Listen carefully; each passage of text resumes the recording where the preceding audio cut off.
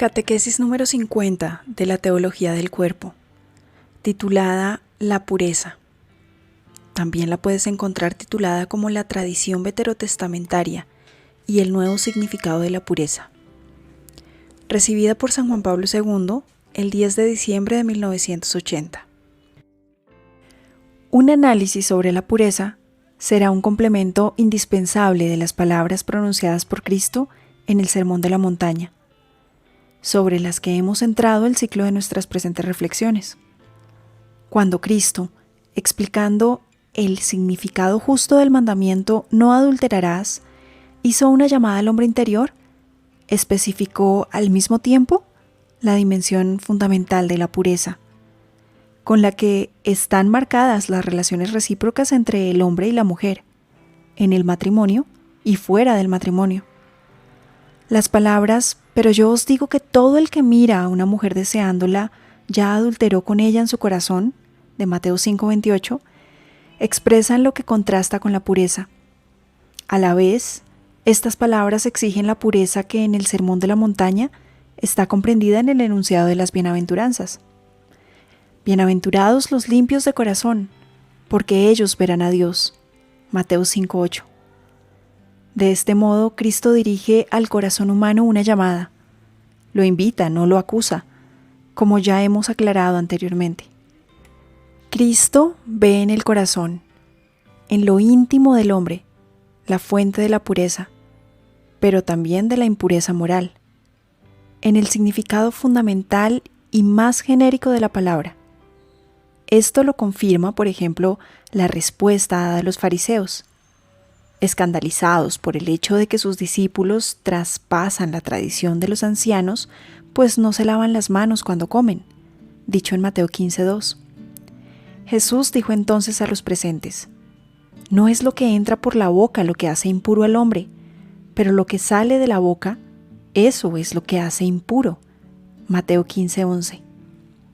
En cambio, a sus discípulos, contestando a la pregunta de Pedro, explicó así estas palabras: "Lo que sale de la boca procede del corazón, y eso hace impuro al hombre, porque del corazón provienen los malos pensamientos, los homicidios, los adulterios, las fornicaciones, los robos, los falsos testimonios, las blasfemias.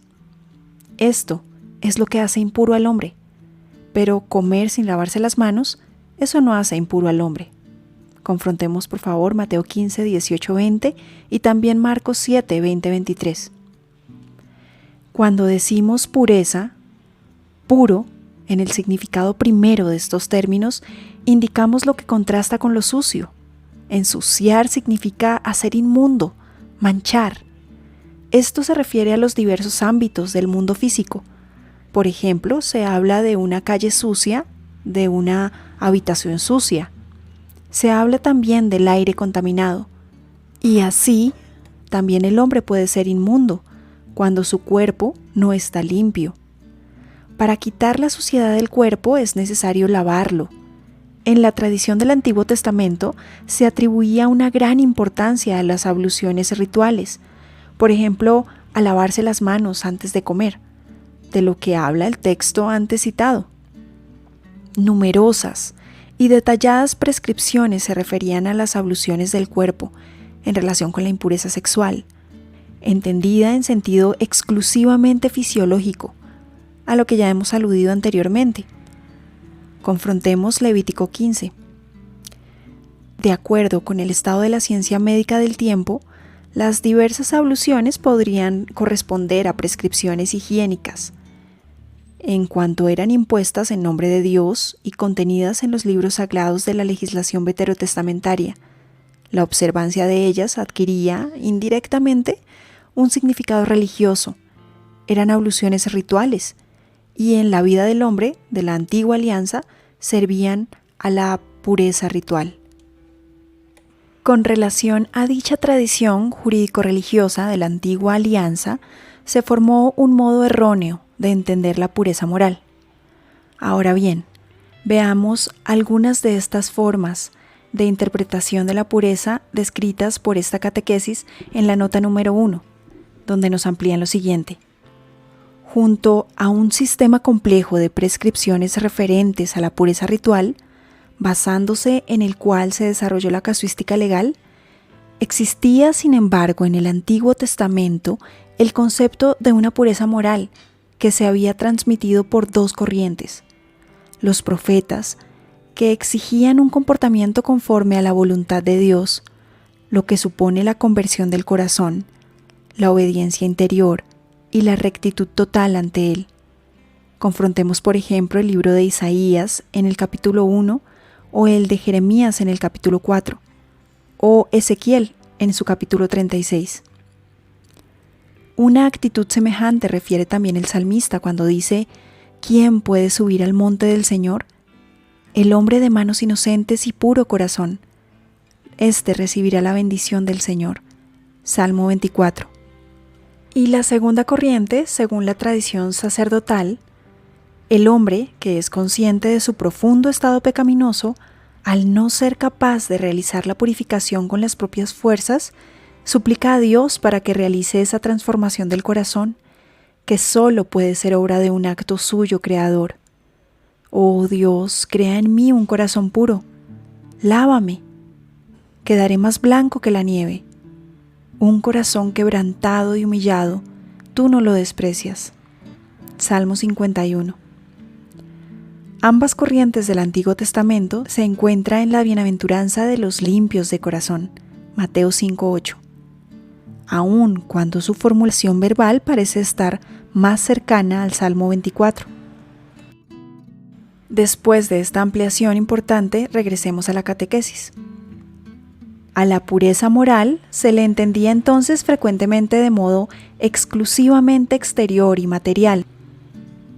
En todo caso, se difundió una tendencia explícita a esta interpretación. Cristo se opone a ella de modo radical. Nada hace al hombre inmundo desde el exterior. Ninguna sociedad material hace impuro al hombre en sentido moral, o sea, interior. Ninguna ablución, ni siquiera ritual, es idónea de por sí para producir la pureza moral.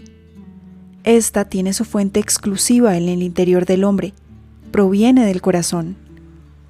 Es probable que las respectivas prescripciones del Antiguo Testamento, por ejemplo, las que se hallan en Levítico capítulo 15 o 18, sirviesen además para fines higiénicos, incluso para atribuir una cierta dimensión de interioridad a lo que en la persona humana es corpóreo y sexual. En todo caso, Cristo se cuidó bien de vincular la pureza en sentido moral, en sentido ético, con la fisiología y con los relativos procesos orgánicos. A la luz de las palabras de Mateo 15, 18, 20 antes citadas, ninguno de los aspectos de la inmundicia sexual, en el sentido estrictamente somático o biofisiológico, entra de por sí en la definición de la pureza o de la impureza en sentido moral o en sentido ético. El referido enunciado de Mateo 15, 18, 20 es importante sobre todo por razones semánticas. Al hablar de la pureza en sentido moral, es decir, de la virtud de la pureza, nos servimos de una analogía, según la cual el mal moral se compara precisamente con la inmundicia. Ciertamente esta analogía ha entrado a formar parte, desde los tiempos más remotos, del ámbito de los conceptos éticos. Cristo la vuelve a tomar y la confirma en toda su extensión, cuando dice: lo que sale de la boca procede del corazón, y eso hace impuro al hombre. Aquí Cristo habla de todo mal moral, de todo pecado, es decir, de todas las transgresiones de los diversos mandamientos, y enumera los malos pensamientos, los homicidios, los adulterios, las fornicaciones, los robos, los falsos testimonios, las blasfemias, sin limitarse a un específico género de pecado.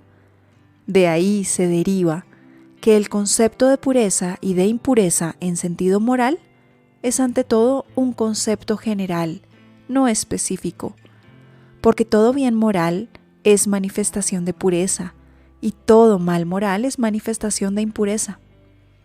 El enunciado de Mateo 15, 18, 20 no restringe la pureza a un sector único de la moral, o sea, al conectado con el mandamiento no adulterarás, o al no desearás la mujer de tu prójimo, es decir, a lo que se refiere a las relaciones recíprocas entre el hombre y la mujer, ligadas al cuerpo y a la relativa concupiscencia.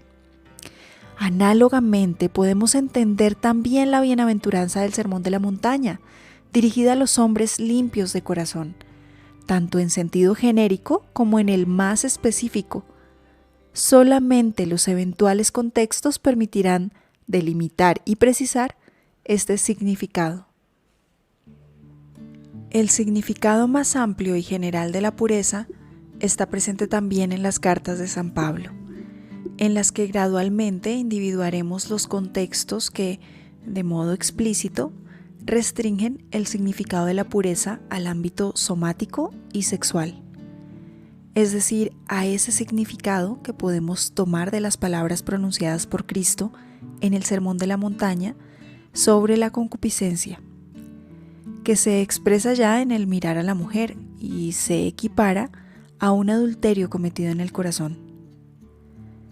San Pablo no es el autor de las palabras sobre la triple concupiscencia. Como sabemos, estas se encuentran en la primera carta de San Juan. Sin embargo, se puede decir que análogamente a esta, que para Juan, primera de Juan 2, 16, 17, es contraposición en el interior del hombre entre Dios y el mundo, entre lo que viene del Padre y lo que viene del mundo, contraposición que nace en el corazón y penetra en las acciones del hombre como concupiscencia de los ojos, concupiscencia de la carne y soberbia de la vida. San Pablo pone más bien de relieve en el cristiano otra contradicción, la oposición y juntamente la tensión entre la carne y el espíritu. Escrito con mayúscula, es decir, el Espíritu Santo.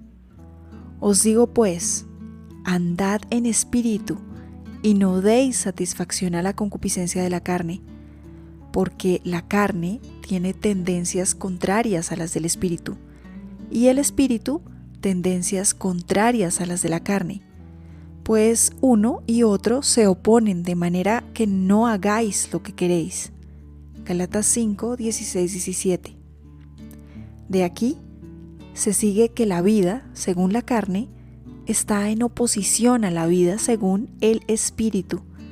Los que son según la carne sienten las cosas carnales, los que son según el espíritu sienten las cosas espirituales. Romanos 8:5. En los análisis siguientes trataremos de mostrar que la pureza del corazón de la que habló Cristo en el Sermón de la Montaña, se realiza precisamente en la vida según el Espíritu. Hasta aquí la catequesis número 50 de la Teología del Cuerpo, titulada La pureza, o también la podemos encontrar como la tradición veterotestamentaria y el nuevo significado de la pureza. Catequesis recibida por San Juan Pablo II el 10 de diciembre de 1980. Teología del Cuerpo.